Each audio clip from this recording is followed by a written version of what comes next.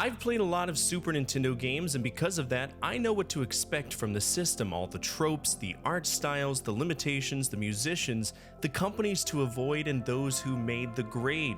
And one of my more popular videos was the top 10 overrated SNES games episode, and that drew some anger from some people.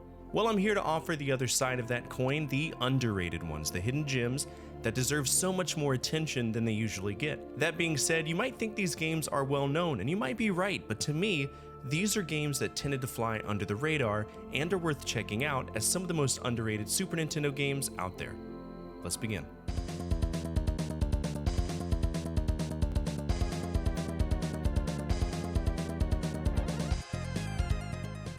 This is an interesting game. It's a joint venture between two very unlikely companies, LucasArts and Konami. And shockingly, it wasn't the first time. Zombies Ate My Neighbors was actually the first time I recall seeing them work together. And honestly, as animators, LucasArts always did relatively solid games. And Metal Warriors is no exception.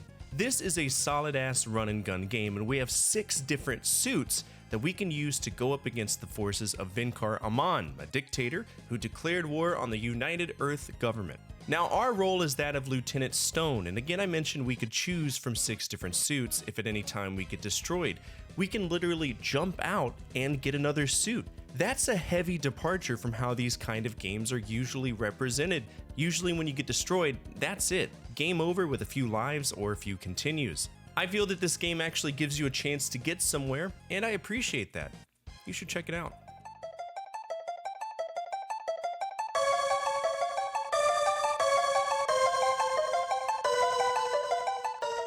Evo is one of those expensive games that I've heard about but never bothered to check out, at least for quite some time, and then one day I did. It's also from a company I knew nothing about, Almanic. In fact, I didn't put 2 and 2 together about their design style until I realized they did Cosmic Carnage on the 32X, which isn't a bad game. It's a gimmicky one, which makes sense why Evo is so gimmicky. Basically, we go through the game evolving as an animal. In fact, the whole game is broken up into geological periods such as the Cambrian, Ordovician, Carboniferous, Mesozoic, Neogene, and Quaternary periods, all actual eras of time. And we can choose our evolution as time goes on. Have you ever played EA's Spore? It's a lot like that, except it's not bullshit. We start off as a fish, and we choose our evolutionary path, contending with enemies along the way. We grow in complexity, evolve, that's the key word. Now this game is hit or miss for most people, but I think the novelty of it makes it stand out as an underrated title on the Super Nintendo.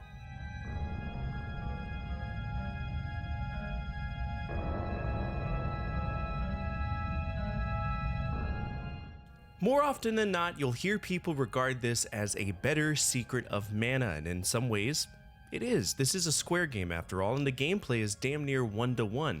We still have a ring menu, we can still swap characters, there are real-time battles, tactics, etc. But don't get confused, this is a totally unrelated game to the Mana series. It's actually quite interesting. One of the major systems in it that impressed me was the alchemy system, which is the magic system for the game. As we go through each realm, we'll need to find reagents to create our magic, like in the future we'll need ethanol and dry ice, while in the early years we'll need limestone, clay, ash. It's unique, and that's not something I expected from a JRPG of the era. Another pretty nifty thing is that the currency changes depending on what era we're in as well. In Prehistoria, we need to exchange talons, while in Omnitopia, we exchange gold coins. Evermore is a place with all of these unique realms, and as far as I can recall, we can travel between them. It's been a very long time since I've played it, but I've observed it quite often from my peers, and it's a great game. Little fun fact though, to my knowledge, this is the only game released by Square's North America division that never got a release in Japan. The more you know, right?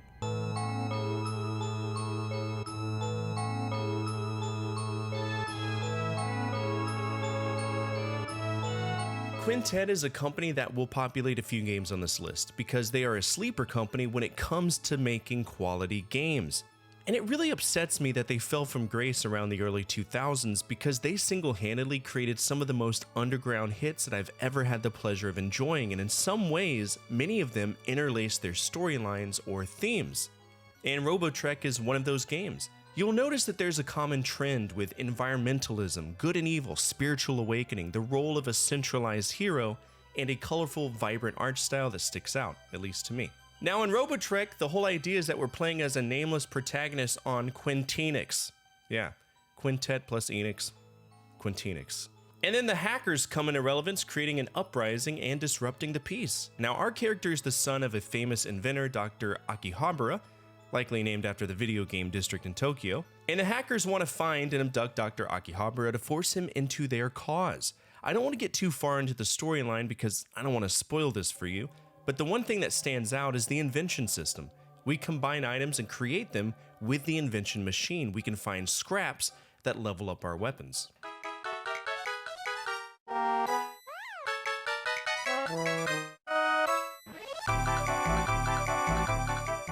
Capcom historically did Disney well, and almost every single Disney game from Capcom was an absolute treat to play growing up. The one that comes to mind for me distinctly among the rest is the Magical Quest starring Mickey Mouse, which is a quirky little platformer that involves the usual gang hanging out in the park, playing catch when Goofy acts like a total nutsack and throws the ball too far. We all know someone like that, right? Well, his dog Pluto, being a non-sentient talking anthropomorphic dog, that's a talking point, isn't it?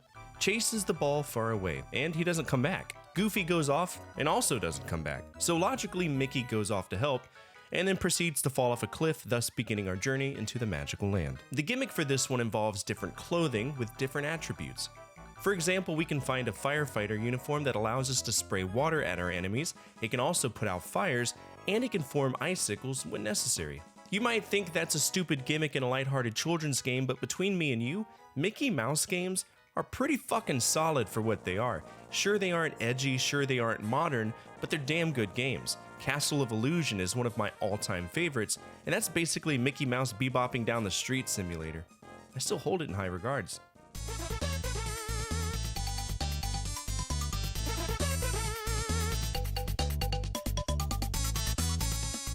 This is kind of a popular one, so it probably doesn't deserve to be on this list, but I feel people don't truly give Goof Troop the credit it deserves. They say, yeah, it sold well, but in conversation with most people I've talked to throughout the years, this game doesn't come up.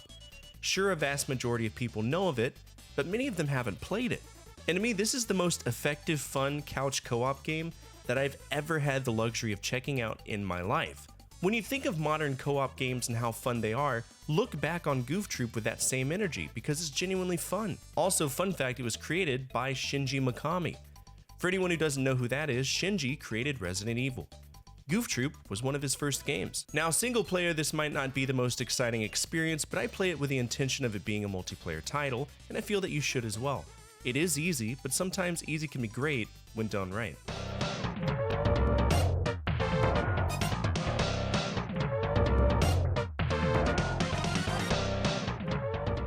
If you recall, in the 10 Hardest Genesis episode, I talked about a game known as Target Earth, also known as Assault Suit Lanos. It was made by Messiah, and while I personally don't like Messiah, they did make a series out of Assault Suit Lanos, simply called the Assault Suit franchise. The second game in the franchise was known as Assault Suit Vulcan, but in America, it was known as Cybernator. Now, on a fundamental level, Cybernator reminds me a lot of Metal Warriors, like a lot, but they are fundamentally different, at least in the plot world, and are in no way, shape, or form related to each other. In fact, plot-wise, Cybernator takes place a century before Target Earth, and features a time where Earth's resources are starting to go bye-bye. So you can probably guess where this is going. If oil is the topic, then world powers go to war. The two factions are even called the Axis and the Federation. We play as Jake, who was drafted into the Pacific States Marine Corps and pilots an assault suit. It's a solid game with amazing graphics and a story that makes sense, and if you like the banner that you encounter in, say, Ace Combat, you'll love this game because the characters talk to each other quite often, which does add to the overall ambiance of the game. By the way, the guy who designed this game, Toshiro Tsushita, left Messiah and created his own company, G-Craft, and then proceeded to retain his interest in mech combat with dope storylines, thus creating, ready for it? Front Mission! Yeah.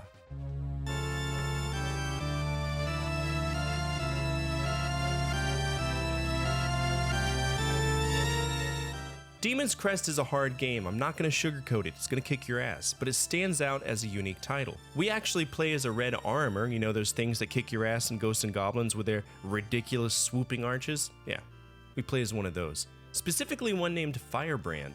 Now the cool thing about this is that it's the third game to feature Firebrand, but the Firebrand we play as in Demon's Crest is actually the descendant of the Firebrand that appeared in Gargoyle's Quest 1 and 2. So now you know a little bit more. Fundamentally, this game is a platformer that takes place during the War of the Crests, a time where Firebrand almost managed to snag all 5 of these elemental crests before a rival demon, Phalanx, comes like Edge with his money in the bank briefcase and steals them all.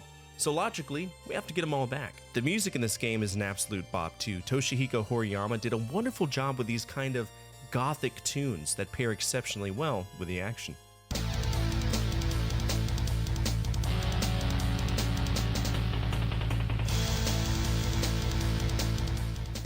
Uniracers, or Unirally if you're from Europe, is an interesting racing game with a few interesting video game history points.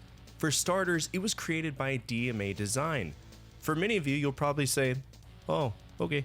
But many others will probably say, oh shit, damn! And the oh shit, damn community recognizes DMA Design as the creators of Grand Theft Auto.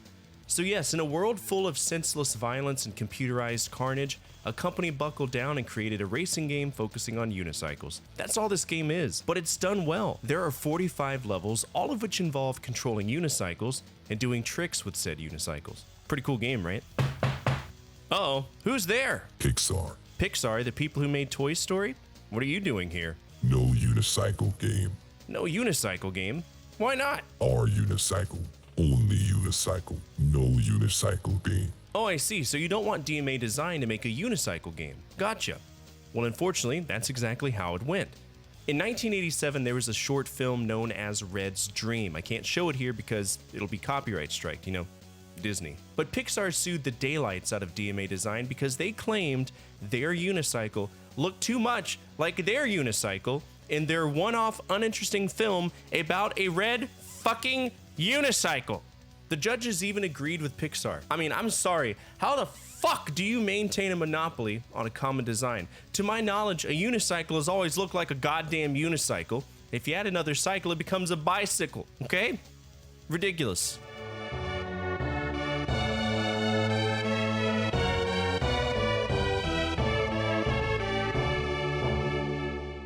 Actrazer is a guilty pleasure of mine, and for countless others, it was a memory that sometimes gets forgotten, which is insane to me because this game is epic. Imagine a platformer with a character that can hold his own as a god right out of the gate.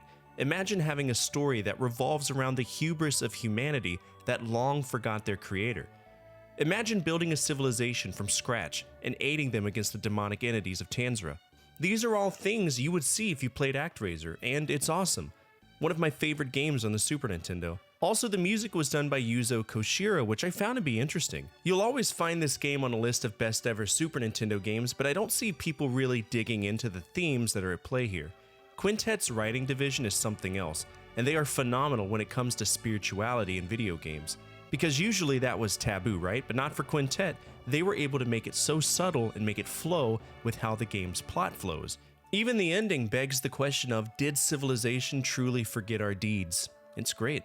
But don't play Actrazer 2, that game fucking sucks and I'll die on that hill.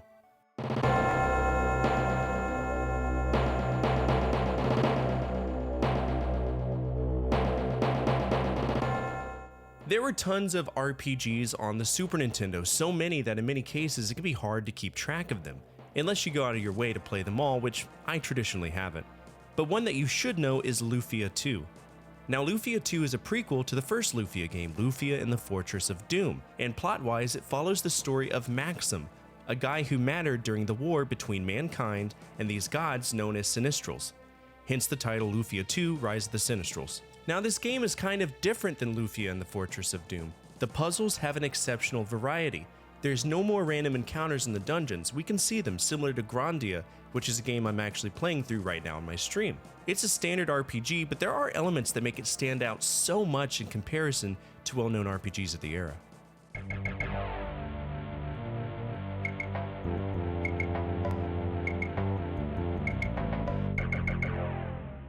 Shadowrun is an old game, one that began as a tabletop RPG way back in 1989, and from that point, we've had tons of media tied to it.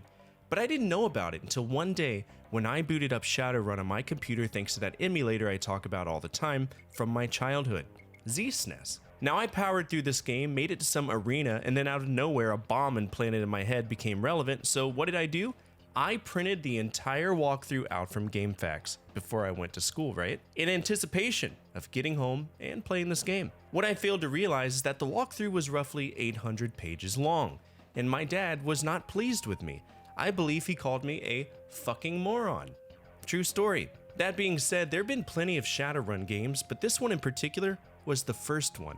And I did check out the one on Genesis, but it wasn't nearly as grungy and, to be frank, realistic as the Super Nintendo version. There's just so much more that I feel went into it, and I actually enjoy it. It's isometric, and I enjoy it. Wrap your head around that one. I do look forward to playing this at some point in the future, and I'm also shocked that it's from Beam Software. Those guys historically were hobgoblins of video game development, but not in this case.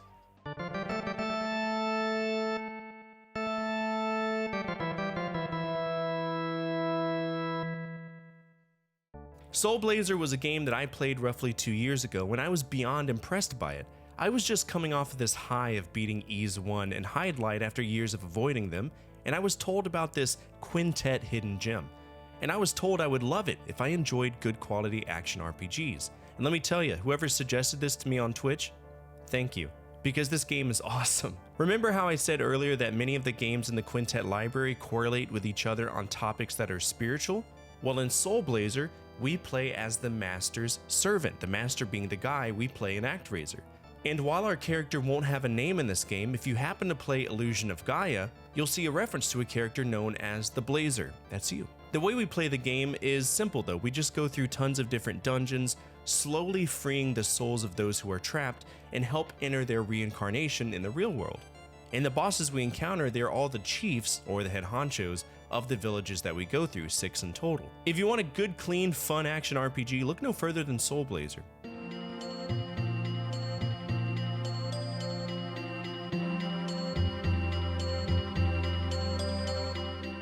Terranigma is a Japan and Europe exclusive, but I did include it because in Europe, the Super Nintendo was also known as the Super Nintendo versus Japan, where it was known as the Super Famicom.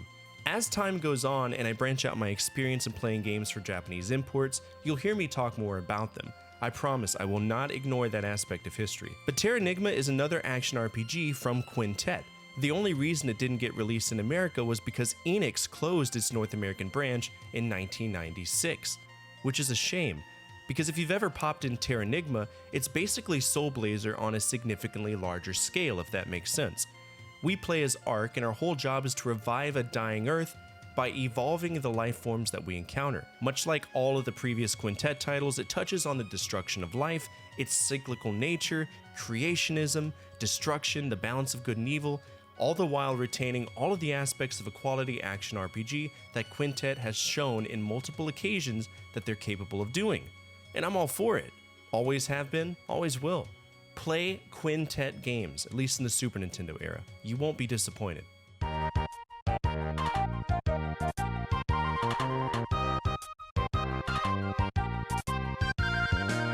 We're finishing today's list with a very popular legacy franchise from Konami, Mystical Ninja, featuring the Japanese Robin Hood Goemon, and his tragic story of how he was captured and turned into soup with his son.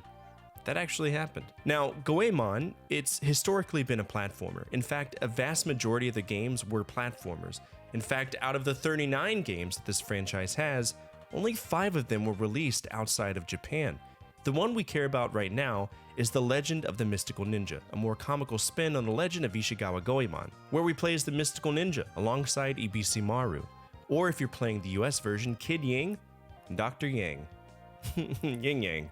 Real clever, Konami. Essentially, this is a walk around and clock bad people simulator, all the while exploring towns and trying to figure out why things are going wrong in Oedo. As we go through the game, we'll discover a horrible plot to control the world, we'll fight demons, ninjas, and other silly enemies and have a good time the whole time. If you ever want to go down the Goemon rabbit hole, give Ganbare Goemon Karakuri Dolchu on the Famicom a chance. It's literally an 8-bit version of this. Obviously, it maintains a different storyline, but it's the standard presentation, for a vast majority of the Ganbare Goemon games. And that's it for today. What did you think of this list? Are there any games you feel are critically underrated? Feel free to tell us down below. I know there will be great opinions shared among the community, and who knows, maybe you'll pave the way for someone else to have an amazing experience like you did as a kid. Speaking of our community, we are almost 6,000 strong of folks who love to remember a time when life was a little bit easier to live. So if you made it to the end of this video, you're already home. I'd love to have you here. Finally, the single most important thing you could do for me is to hit that thumbs up button, as it directly impacts the visibility of the videos and the projects that I work on every single day. As always, from my family to your family, good energy, good vibes. Fortefyre out.